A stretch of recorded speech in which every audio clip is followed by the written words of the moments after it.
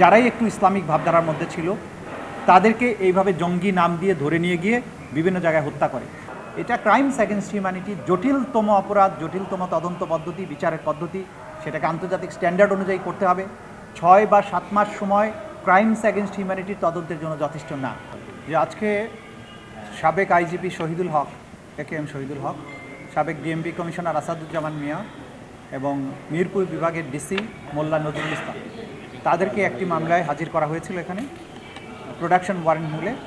আমরা তাদেরকে গ্রেপ্তার দেখিয়ে জেলখানায় প্রেরণের জন্য আবেদন করেছিলাম, সেটা মঞ্জুর হয়েছে।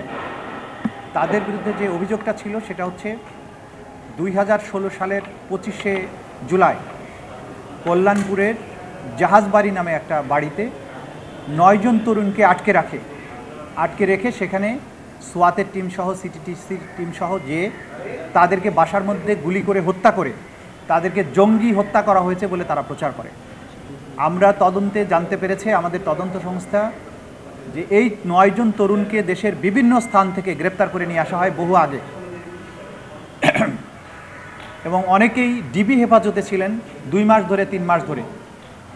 সেইখান থেকে তাদেরকে ধরে নিয়ে রাতের বেলা ওই বাসার মধ্যে জড়ো করা হয়। জড়ো করার পরে রাতের বেলা হঠাৎ করে ব্লক রেইডের কথা বলে সেইখানে সবাই হাজির হয়ে যান, পুলিশের ঊর্ধ্বতন কর্মকর্তারা, এবং তাদেরকে সেখানে ঢুকে সেই লোকদেরকে গুলি করে হত্যা করে জঙ্গিদেরকে হত্যা করা হয়েছে মর্মে তারা প্রচার করে। সেই সময়ে তাদের এই জঙ্গি নাটকগুলো একটা নিত্য নৈমিত্তিক ব্যাপার হয়ে দাঁড়িয়েছিল। যারা ইসলামিক ভাবাপন্ন জনগোষ্ঠী বাংলাদেশের, তাদের মধ্যে প্রকৃত অপরাধী কেউ থাকতেও পারে, সেটা ভিন্ন কথা, কিন্তু সাধারণভাবে একটা ভয়ের সংস্কৃতি চালু করার জন্যে যারাই একটু ইসলামিক ভাবধারার মধ্যে ছিল তাদেরকে এইভাবে জঙ্গি নাম দিয়ে ধরে নিয়ে গিয়ে বিভিন্ন জায়গায় হত্যা করে। তার আগে ক্রসফায়ারের নামে যে বিচার বহির্ভূত হত্যাকাণ্ডগুলো চালু ছিল সেইখান থেকে তারা সমালোচনার মুখে এক ধাপ সরে এসে বিভিন্ন বাড়িতে লোকদেরকে আটকে রেখে হত্যা করে তারা জঙ্গি সেখানে জড়ো হয়েছিল এই মর্মে তারা প্রচার করে, এবং এই ধরনের অনেকগুলো ঘটনার সাক্ষ্য প্রমাণ এই তদন্ত সংস্থা হাতে এসেছে। তারই একটি অংশ ছিল এই জাহাজবাড়ি হত্যাকাণ্ড।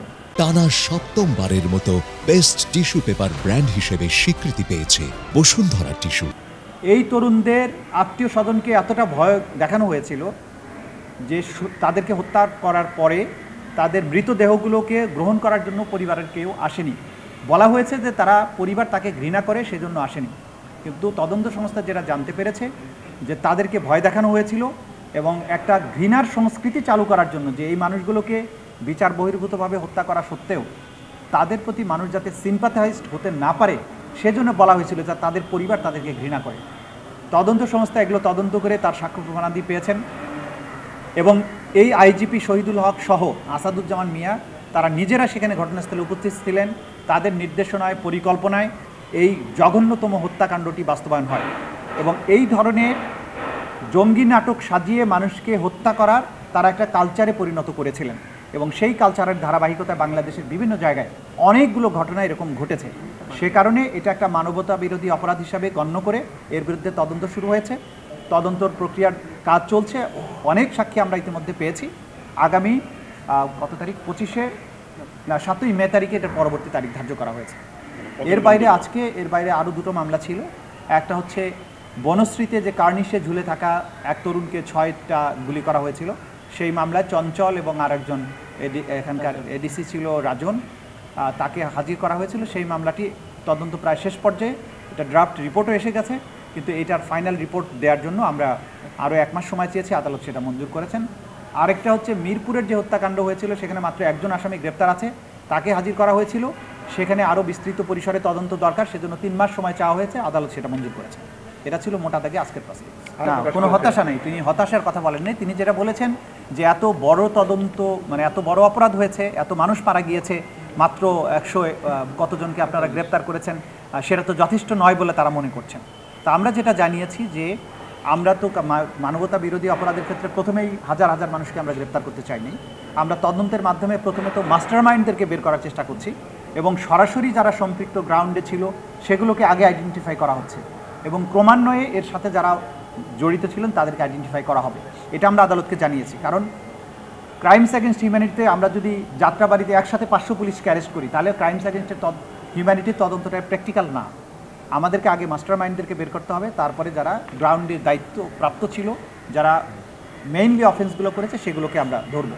এবং আমরা বারবারই বলেছি যে এটা প্র্যাকটিক্যাল না যে বাংলাদেশের সব পুলিশের বিচার আপনি করতে পারবেন।